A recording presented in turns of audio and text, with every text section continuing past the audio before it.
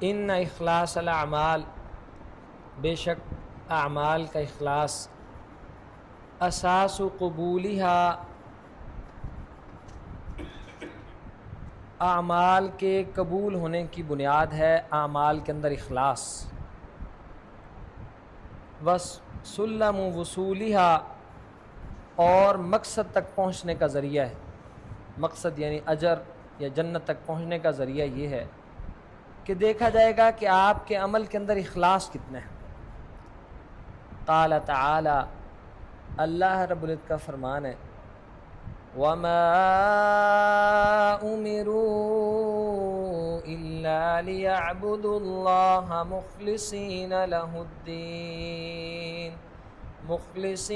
لَهُ الدِّينَ حُنَفَاءَ، اور ان کو نہیں ہم نے حکم دیا مگر صرف اس بات کا کہ یہ ہماری عبادت کریں، دین کو صرف ہمارے لیے خالص کرتے ہیں، بس کسی قسم کی اس میں ملاوٹ نہیں ہونی چاہیے۔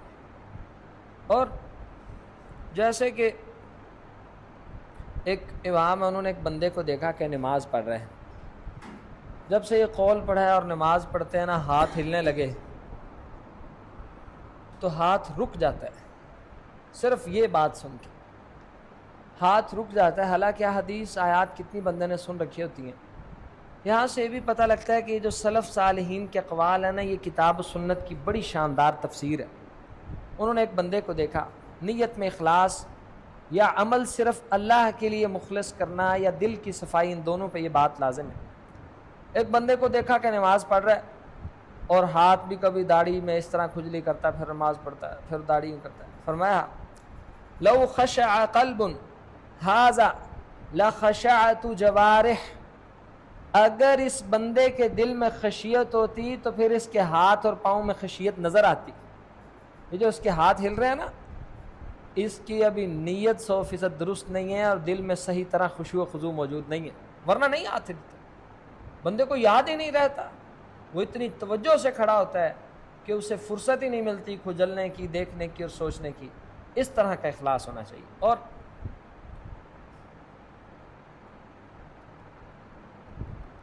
اگر آپ دوسری دلیل،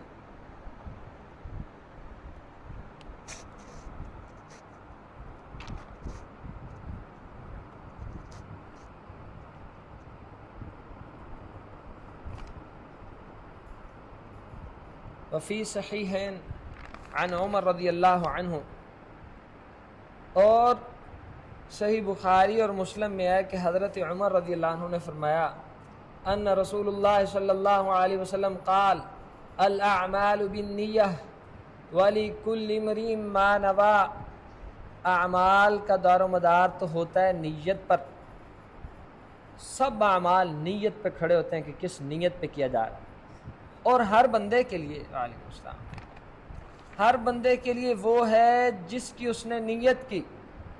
اب جس بنیاد پہ وہ عمل کر رہا ہے یہ اللہ کے حضور دیکھا جائے گا کہ وہ کس بنیاد پہ نیت کر رہا ہے، کس بنیاد پہ یہ کام کر رہا ہے۔ اور ہمارے ہاں نا شہرت کی بنیاد پہ کام ہوتا ہے، تعریف کی بنیاد پہ کام ہوتا ہے، ریٹرن کی بنیاد پہ کام ہوتا ہے۔ ہمارے ایک استاد شیخ فرماتے تھے، میں اس بات پہ بڑا سوچتا تھا، کل کچھ تسلی ہوئی، یہ جو اولاد کی ماں باپ تربیت کرتے ہیں اور کہتے ہیں اے میرا سہارا بنے گا، اصل میں یہ بات غلط ہے۔ کیسے؟ کوئی وضاحت فرمائے۔ اے گل 100%، آپ نے دیکھا جب ہمارا اللہ پہ توکل ہے، یقین ہے، بھروسہ ہے، ہر عمل کی بنیاد اگر اخلاص ہو، اولاد کی تربیت کر رہا ہے اس لیے نہیں کہ بڑا ہو کے سہارا بنے گا، اللہ نے کہا ہے بس ان کی تربیت کرنی ہے، یہ غرض اور غایت اور لالچ نہیں ہے کہ یہ میرا سہارا بنے گا، مجھے میرا اللہ کافی ہے، یہ میری خدمت کریں گے، ان کی سعادت مندی ہے، اللہ ان کے درجات بلند کرے گا، ورنہ ہمیں ان سے کوئی ایسا مفاد نہیں جڑا۔ یہ فرق ہے دونوں باتوں۔ اور یہ بات کا تعلق توکل سے بھی ہے، اخلاص سے بھی ہے کہ آپ کس قدر توکل کے اعلیٰ درجے پہ کھڑے ہیں اور کس قدر بہترین اخلاص پہ کھڑے ہیں۔ ہمارے ہاں اعمال کا اخلاص ضائع ہو جاتا ہے شہرت کی وجہ سے، اعمال کا اخلاص ضائع ہو جاتا ہے تعریف کی وجہ سے، اور سلف صالحین شہرت تعریف ان چیزوں کو تو عیب سمجھتے تھے، بری مصیبت سمجھتے تھے، بری چیز سمجھتے تھے، انتہائی ناپسندیدہ سمجھتے تھے، اور اس سے بچنے کی کوشش کرتے تھے، اس سے کتراتے تھے۔ اور اس کے مخالف آپ اور ہم دیکھیں، ہم شہرت پسند کرتے ہیں، تعریف اچھی لگتی ہے، ناموری چاہتے ہیں کہ کسی طرح موقع مل جائے۔ اور اخلاص کا وہ ایک واقعہ عبداللہ بن مبارک ان کا بھی ہے، ایک غزوہ ایک جنگ میں شامل ہوئے۔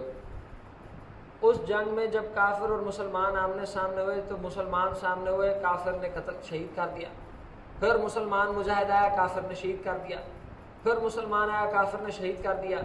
7 بندے شہید ہونے کے بعد جناب عبداللہ بن مبارک میدان میں گئے اور بڑی لمبی تعداد میں کفار کو قتل کر کے صفیں بچھا دی زمین میں۔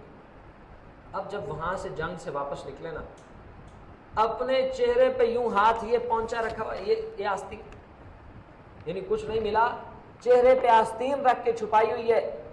ایک راوی جو تاک لگا کے بیٹھا تھا کہ یہ بندہ کون ہے، انہوں نے زبردستی بازو کھینچا تاکہ تسلی، انہیں یقین تھا کہ یہ عبداللہ بن مبارک ہوں گے، ان کا یقین پکا ہو گیا۔ کہنے لگے تجھے اللہ کی قسم ہے کہ یہ میرا عمل میری زندگی میں کسی کو بتانا نہیں ہے۔ کیسا اخلاص! یعنی ان کو کچھ نہیں ملا تو انہوں نے ہاتھ یوں منہ چھپا لیا کہ یا اللہ یہ عمل چھپ جائے کسی کو۔ دوسرا واقعہ، یہ بڑے عجیب لوگ تھے، تو ان کا اخلاص اتنا تھا کہ ان کو ناموری اور شہرت ان چیزوں سے نفرت تھی۔ اور آپ نے ہم نے یہ واقعہ بھی سن رکھا، ہماری بات کو یہ سپورٹ کریں گے، اگلی باتیں نا ہمیں پھر سمجھ آئیں گی کہ یہ کیا باتیں ہو رہی ہیں، ورنہ سمجھ نہیں آئیں گی، اگلی جتنی باتیں ہیں سمجھ نہیں آئیں گی کہ یار ہے نا وَمَا سَبَقَ مَنْ سَبَقَ۔ چلا بھائی آپ کو بہت فائدہ ہوگا، اللہ آپ کو توفیق دے تو آپ کے پڑھنے کی کتاب ہے۔ وَمَا سَبَقَ مَنْ سَبَقَ وَلَا وَصَلَ مَنْ وَصَلَ مِنَ السَّلَفِ الصَّالِحِينَ إِلَّا بِالْإِخْلَاصِ لِلَّهِ رَبِّ الْعَالَمِينَ۔ اللہ سمجھ آتی ہے نا عربی کسی کو تو اس کا ترجمہ ہی نہیں ہے، سابقہ سبقت لے جانے سے، اور جو بھی کوئی سبقت لے کے گیا سبقت لے کے جانے والوں میں سے، وَلَا وَصَلَ مَنْ وَصَلَ، اور جو بھی کوئی پہنچا کسی خاص مقام تک پہنچنا، من السلف الصالحین، سلف صالحین میں سے، الا بالاخلاص للہ رب العالمین، بس ان میں کیا خوبی تھی، اللہ کے لیے ان میں اخلاص پڑا تھی۔ سلف صالحین یعنی صحابہ، تابعین، تبع تابعین، ان میں سے جو بھی سبقت لے گیا نا، جس نے میدان مارا ہے، جس نے سب کو شکست دے دی، جس نے پہلی پوزیشن اللہ کے حضور حاصل کی ہے، یا وما وصل من وصل، یا جو کسی مقام پہ، کسی مرتبے پہ، کسی شان پہ پہنچا ہے، اس کی ایک بہت بڑی وجہ یہ تھی کہ ان میں اخلاص تھا، اور اخلاص کس کے لیے تھا؟ رب العالمین، وہ جس کے لیے نماز میں ہم کہتے ہیں الحمدللہ رب العالمین، اللہ تمام تعریفیں تیرے لیے جو تمام جہانوں کا پالنے والا۔ یہ وہ سلف صالح، ایک عبداللہ بن مبارک، دوسرے لمبے عرصے سے مدینہ منورہ میں بارش نہیں ہوئی، ایک دن اللہ تعالیٰ نے بارش دے دی، اور ٹوہ لگانے والے، پھر نیکیوں میں مقابلہ کرنے والے، وہ ٹوہ بھی نیکیوں کی لگاتے تھے تاکہ پتہ لگے کہ نیکی میں مقابلہ کرنے والا کون موجود ہے، تاکہ اس سے مقابلہ کیا جا سکے، پتہ تو چلائیں۔ اب ٹوہ لگانے والا ٹوہ لگا رہا ہے کہ مسجد نبوی میں رات کے اندھیرے میں کوئی ہاتھ اٹھا کے بیٹھا ہے، اس نے دعا کی، پھر فجر کی اذان سے پہلے ہی مسجد سے چلا گیا گھر، جب دنیا فجر پڑھنے آئی تو وہ بھی فجر پڑھنے آیا۔ کیا مطلب؟ تاکہ ہر کوئی یہی سمجھے میں بھی ہونے ستا اٹھ کے آ گیا، کسی کو کیا پتا۔ فجر کی نماز پڑھی، نماز پڑھ کے گھر چلے گئے۔ اللہ رب العزت نے اس دن قحط سالی کے شدید ماحول میں بارش سے نواز دیے پورے شہر کو۔ اب اس بندے کو پتہ لگ گئی کہ یہ بارش کا جو منظر میں نے ایک بندے کی رات کی تنہائی میں دعا دیکھی ہے نا، مجھے علم نہیں ہے، ملک صاحب نے نام بتایا، امام محمد یہ واقعہ دیکھ رہے تھے، اللہ انہوں نے یہ واقعہ نقل کیا، جزاک اللہ خیر۔ اب اس بندے کو جاتے امام صاحب ملنے کے لیے، کہا کہ مجھے آپ صلی اللہ کے لیے محبت ہے، جیسے محبت کے ساتھ کیا، اس نے پوچھا وجہ کیا ہے، تو پتہ چلی کہ وجہ یہ ہے کہ جو رات میں کر رہا تھا اس نے دیکھ لیا۔ اب چلے گا وہاں سے، پھر ملنے آئے، جب ملنے آئے تو وہاں پہ ان کے ہمسایوں میں سے ایک عورت پوچھتی ہے کہ تو نے کل رات کیا کہا تھا اس بندے کو؟ فرمایا کہ میں نے تو یہی کہا تھا اللہ کے لیے آپ سے محبت ہے۔ کہا کہ ہم نے دیکھا یہ بندہ زار و قطار رو رہا تھا تیری اس بات پہ، اس نے اپنی وہ غالباً موچی تھا یا کوئی چھوٹا کام کرنے والا آدمی تھا، وہ اپنی کٹیا، وہ اپنی جھونپڑی، وہ اپنا تھوڑا سا سامان اٹھایا اور رو رہا تھا کہ میرا عمل دنیا پہ واضح ہو گیا، سامان اٹھایا، بوریا بستر اٹھا کے ہجرت کر کے چلا گیا ہے کیونکہ اس کا عمل دنیا کے سامنے کھل گیا۔ اب وہ بندہ کہتا ہے میں پھر ساری زندگی ڈھونڈتا رہا ہوں، مجھے وہ بندہ ملا۔ وما سبق من سبق وما وصل من وصل، جو بھی سلف صالحین میں سے بھائیوں کسی مقام پہ پہنچا ان میں اخلاص بہت زیادہ تھا، بڑا اخلاص تھا۔ اور قال ابو بکر انیل مروزی رحمہ اللہ علیہ سمعت رجلا يقول لأبي عبد الله يعني احمد بن حنبل وذكر له الصدق والاخلاص، یہ امام ابو بکر کہتے ہیں کہ میں امام احمد بن حنبل رحمہ اللہ علیہ کے پاس تھا اور ان کے پاس کچھ بندے بیٹھ کے ذکر کر رہے تھے، وذكر له الصدق، سچائی، والاخلاص، اور اخلاص، ان باتوں کا ذکر ہو رہا تھا۔ فقال ابو عبداللہ، تو ابو عبداللہ احمد بن حنبل کہنے لگے بِهَذَا ارْتَفَعَ الْقَوْمُ، یہی وہ چیز ہے جس سے پہلے لوگ بڑے بلند درجات حاصل کر گئے۔ امام مالک رحمہ اللہ علیہ موتا لکھ رہے تھے، موتا امام مالک، ان کے پاس آئے شاگرد اور کہنے لگے کہ امام صاحب آپ بھی موتا لکھ رہے ہیں، اس کلاس میں سے نا یہ سبق حفظ کر لیں، اگر آپ پسند کریں میں آپ کے ساتھ 2-3 دفعہ دہرا دوں گا، آپ کو یاد ہو جائے گا، جس کو زیادہ شوق ہو میں اس کو واٹس ایپ کر دوں گا۔ امام مالک کے پاس آئے کہ امام صاحب آپ کتاب لکھ رہے ہیں، ہم میں سے کوئی پروجیکٹ شروع کرے، کوئی بندہ آئے کہ آپ ویلفیئر کی یہ ٹرسٹ بنا رہے ہیں، یہ کتاب بنا رہے ہیں، یہ پروگرام کروانا چاہتے ہیں، دنیا بھی یہ کام کر رہی، کوئی نئی بات تھوڑی۔ یہی مسئلہ لے کے امام صاحب کے پاس ہے کہ آپ بھی کتاب لکھ رہے ہیں اور بڑی دنیا موتا لکھ رہی ہے، تو کیا بنے گا؟ ما کان للہ بقا، بس اتنی بات ہے، ما کان للہ بقا، جو اللہ کے لیے ہوگا وہ باقی رہ جائے گا، باقی سب ختم ہو جائے گا۔ طلحہ بھائی کس نام سے موتا آج موجود ہے؟ اور موتا سنی کبھی؟ آج موتا امام مالک کے علاوہ دنیا میں کوئی موتا موجود نہیں ہے۔ ما کان للہ بقا، یہ نہیں دیکھتے کہ دنیا کتنا کام کر رہی ہے، بس یہ دیکھتے ہیں کہ جو آپ کام کر رہے ہیں، نمبر 1 اس میں آپ کے دل کی پاکیزگی کتنی ہے، نمبر 2 اس میں آپ کی نیت کا اخلاص کتنا ہے، بس پھر جو اللہ کے لیے ہوگا اللہ اس کو خود اپنے فضل سے باقی رکھے گا اور وہ باقی رہے گا۔ اور اللہ رب العزت نے فرمایا نا کہ جو لوگوں کے لیے نفع مند ہوتا ہے وہ باقی رہ جاتا ہے، جو نفع مند ہوتا ہے اللہ تعالیٰ اس کو اپنے فضل سے باقی رکھتا ہے، باقی سب ختم ہو جاتا ہے۔ انما ینال المرء العلم علی قدر اخلاصہ،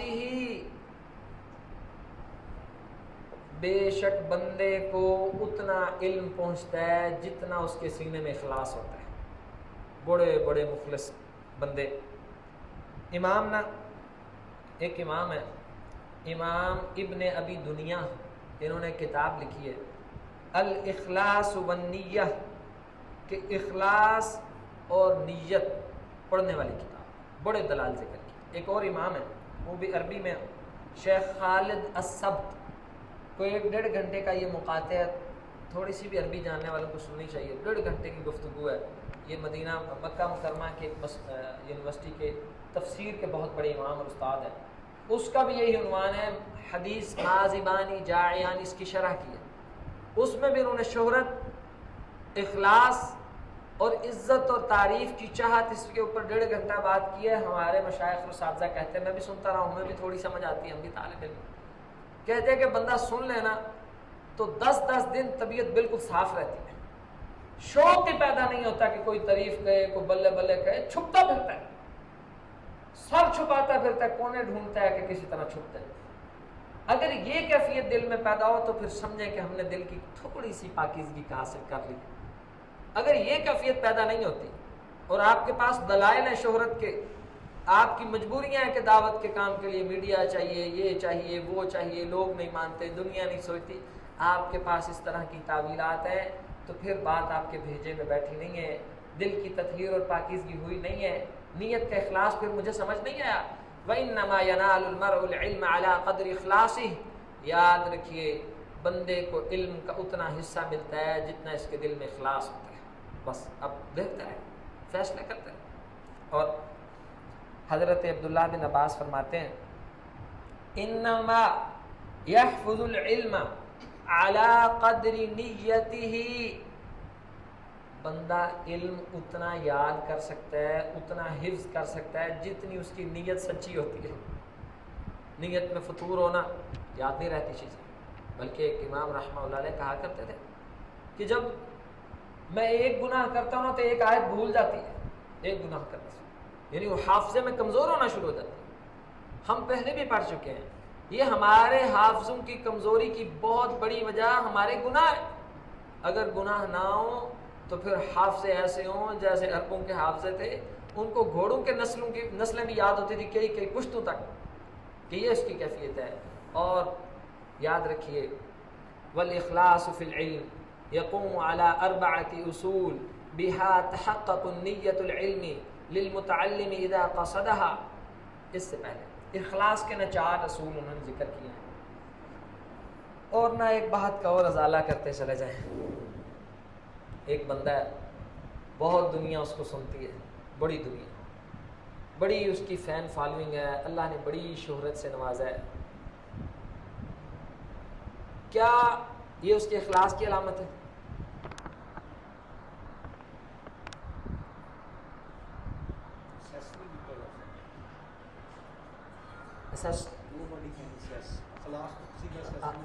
ہم اسس نہیں کر سکتے. ایک جواب یہ ہے، 2 جواب یہ ہیں کہ نہیں، یہ اس کے اخلاص کی نشانی نہیں ہے. آپ کیا فرماتے ہیں؟ کیونکہ ہم اخلاص کی بات کر رہے ہیں، پھر شہرت کی بات کر رہے ہیں، ہم ایک عمومی بات کر رہے ہیں، ایک سمجھنے کے لیے بات کر رہے ہیں.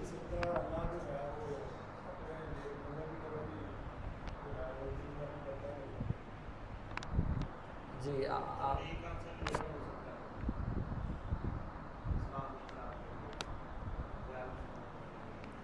اللہ رب العزت نے نا، یہ بات ٹھیک ہے، اس پہ بہت سارے دلائل ملتے ہیں. ایک بڑی قوی بات جو حسن بھائی نے کی، یہ بھی حدیث میں آتا ہے کہ اللہ تعالیٰ لوگوں کے دلوں میں اس کی محبت ڈال دیتا ہے، دنیا اس کی طرف لپکتی بھی. لیکن معیار ہمارے ہاں اصل میں نا یہ معیار بن چکا ہے کہ کسی کا بڑا معروف ہونا، بڑی شہرت ہونا، یہ معیار نہیں ہے اس کا اور اللہ کا معاملہ. ایک چیز معیار ضرور ہے، صرف اخلاص کا معیار اس کی خشیت ہے، بس یہ معیار ضرور. آپ میں نظر آئے کہ وہ اللہ سے بہت ڈرنے والا ہے تو سمجھو اس میں بہت اخلاص ہے. اب یہ ایسا کیسے ہو سکتا ہے کہ سینے میں اتنی قیمتی چیز چھپی اور پتہ نہ لگے؟ یہ تو